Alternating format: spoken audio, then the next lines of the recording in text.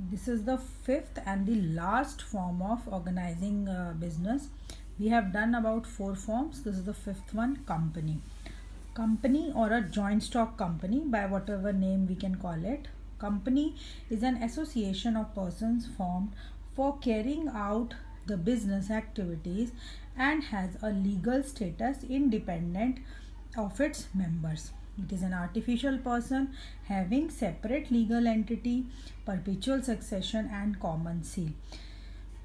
जो कंपनी है, कंपनी किससे बनती है? It is an association of persons, बहुत सारे लोग, means large number of people form for carrying out the business activities, कुछ काम करने के लिए, कुछ बिजनेस करने के लिए, and has a legal status, एक लीगल स्टेटस होता है independent of its members, means members are different and the company is different. It is an artificial person having separate legal entity. एक आर्टिफिशियल पर्सन होता है, एक man made human being या man made person की तरह इसको हम behave करते हैं. हैविंग सेपरेट लीगल एंटिटी, उसकी लीगल स्टेटस उससे अलग होता है. Perpetual succession, परपीचुअल succession means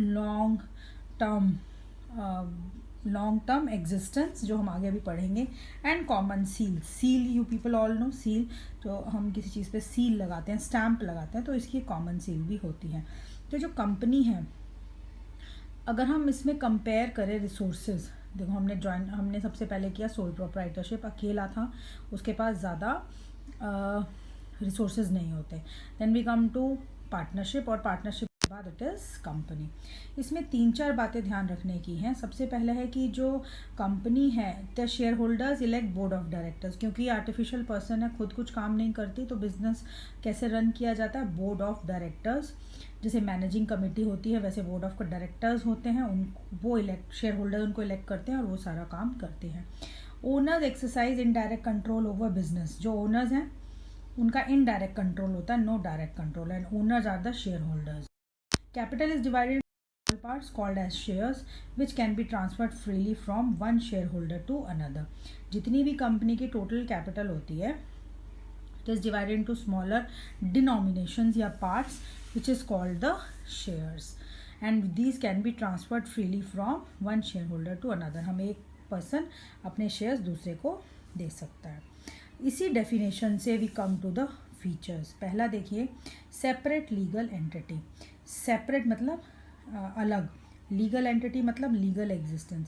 on incorporation a company acquires an identity distinct from its members, its assets and liabilities are separate from its owners. जब company की, joint stock company की registration compulsory होती है, और जब भी हम इनकॉर्पोरेशन करा लेते हैं, जो कंपनी होती है, it acquires an identity which is different from its members. Members अलग हो जाते हैं और कंपनी अलग हो जाती है. Its assets and liabilities are separate from the owners. जो एसेट्स हैं वो डिफरेंट हैं, वो कंपनी की एसेट्स एंड लायबिलिटीज़ हैं, ना कि ओनर्स की. ओनर्स की अलग होती हैं और कंपनी की अलग. Then artificial person. A company is an artificial person, like a non-human beings. It cannot breathe, it cannot run, it cannot walk. So it is an artificial person. Like natural persons, it cannot walk, breathe, eat, but it can own property, incur debts, borrow money and enter into contracts.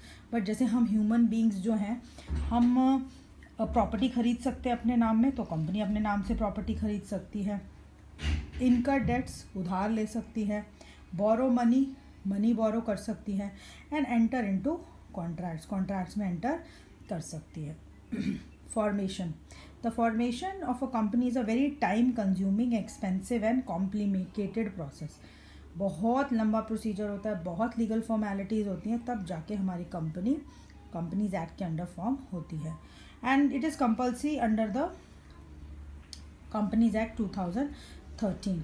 जो इसकी registration होती है company की, joint stock company की, it is compulsory under the companies act 2013. Next है perpetual succession. परपीचुअल succession का मतलब क्या होता है?